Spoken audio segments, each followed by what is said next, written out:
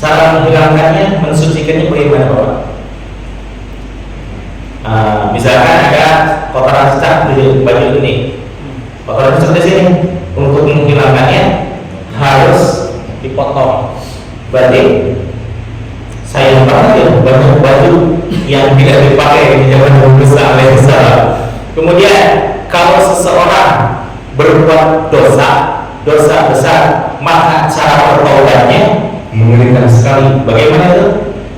Faqtulu anfusakum, maka bunuhlah dirimu sendiri, maka insya Allah akan diampuni oleh Allah Subhanahu wa Ta'ala. Ngeri kali gitu ya. Tapi itu semuanya dihapuskan dengan hadirnya Nabi Muhammad Sallallahu Alaihi Wasallam. Kalau terjadi terkena najis, cukup dihilangkan dengan air yang mengalir 3 kali, maka jadi suci kembali. Kemudian kalau seandainya seseorang berbuat dosa, maka cukup dengan menyatakan Astaghfirullahaladzim, saya mohon ampun kepada Allah yang Maha Agung dan saya berjanji untuk tidak melakukannya lagi. Itulah yang disebut dengan taubatan nasuha. Betapa sangat ringan ya syariat Nabi Muhammad SAW.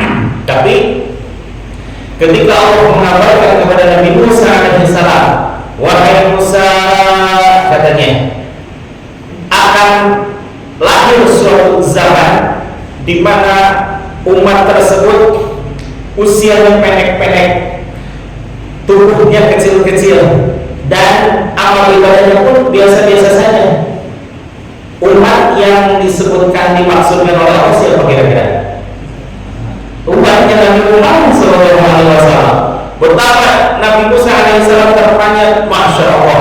Beliau sendiri usianya 950 tahun, umatnya ada di antaranya 400 tahun, siang malam beribadah, tapi kalah dengan umatnya Nabi Muhammad SAW yang usianya pendek-pendek, tubuhnya kecil-kecil, dan amalnya ibadah pun biasa-biasa saja. Maka kesengsaralah Nabi Musa alaihissalam, ya Allah, jadikan aku sebagai umatnya, sebagai nabinya umat tersebut ya Allah.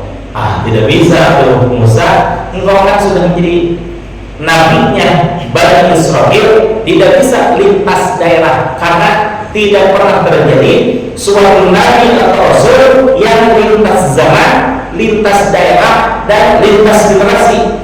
Hanya itu berlaku untuk Nabi Muhammad SAW. Bahkan Nabi Isa sekalipun tidak memberikan keistimewaan tersebut, karena itu hanya khusus untuk Nabi Muhammad SAW. Nabi Musa masih penasaran, ya Allah, kalau memang aku tidak bisa menjadi nabi umat tersebut, jadikan saja saya umat dari akhir zaman tersebut. Itu pun tidak bisa wahai Musa, katanya, karena engkau sudah menjadi nabi Bani Israel, tidak mungkin seorang nabi yang berkedudukan dunia aku turunkan derajat menjadi hamba biasa-biasa saja.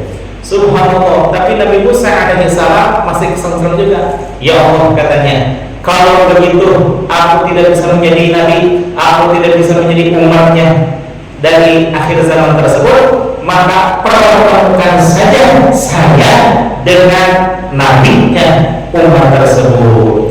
Baru oleh Allah doanya Nabi Musa diperkenankan, yaitu dipertemukan dengan Nabi Muhammad SAW di langit ke-6 pada peristiwa Isra wal Mi'raj. Berapa jaraknya?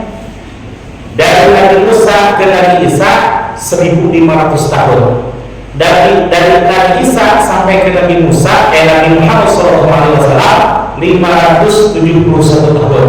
Berarti doa Nabi Musa alaihissalam baru dijawab oleh Allah Subhanahu wa Ta'ala dengan memakan rentang waktu selama 2471 tahun yang akan datang, gitu ya. Coba kalau kita berdoa di jabatannya 2000 tahun yang lalu yang akan datang, kira-kira ada orang ikhlas apa enggak?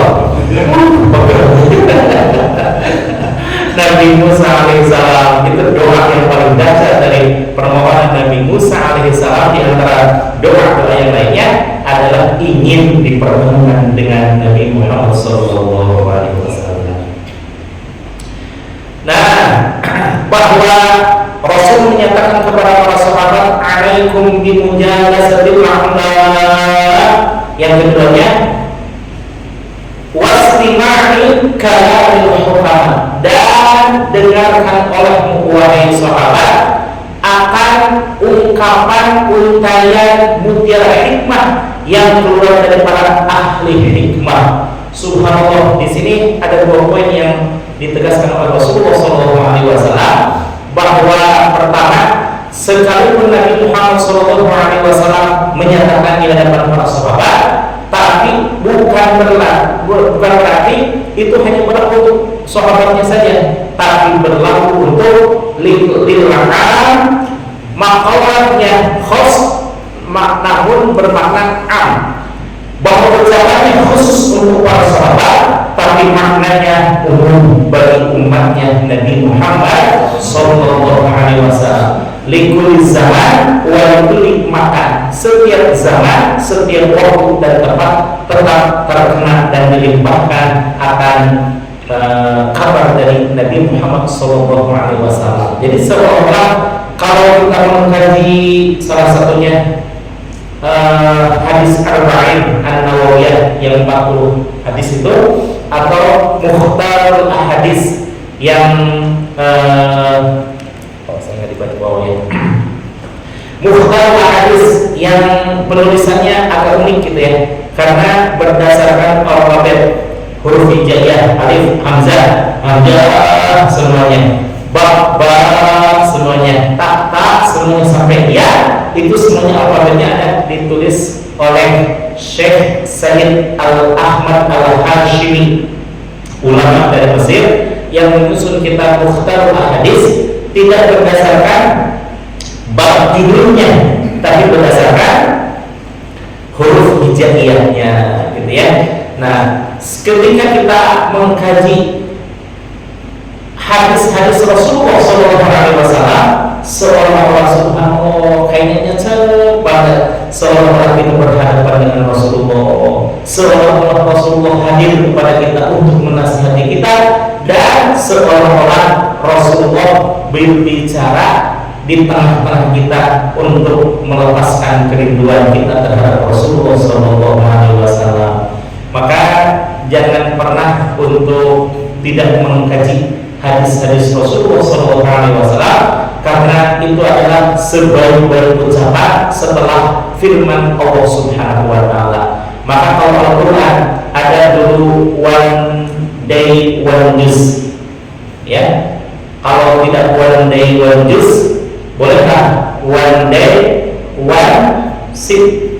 Jadi satu lembar per hari, atau apa ini mah yang minim-minimnya gitu ya, yang minimnya one day one ayat.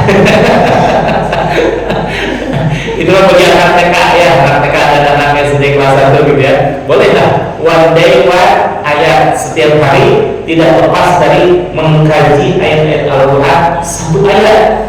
Contohnya alif lam mim. Ini mah masih bisa masih bisa dilalui, masih sangat benar.